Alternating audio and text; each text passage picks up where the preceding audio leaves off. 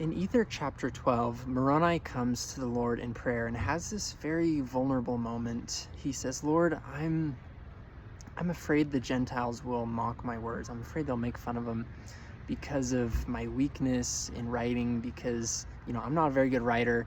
I stumble at the placing of my words, he says, because of the awkwardness of my hands. How comforting is it to know that even Moroni felt awkward at times, and that he had this vulnerable moment where he came to the Lord saying, I feel awkward. I feel like I'm not a great writer.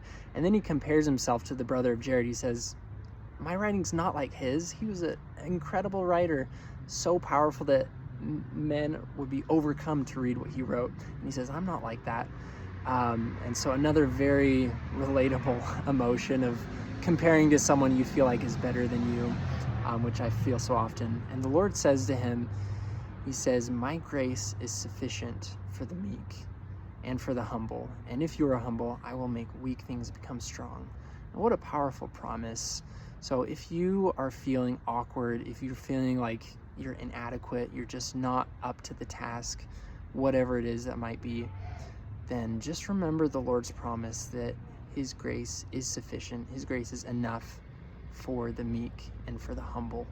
So be humble. Instead of asking, am I good enough? Say, is the Lord's grace sufficient or enough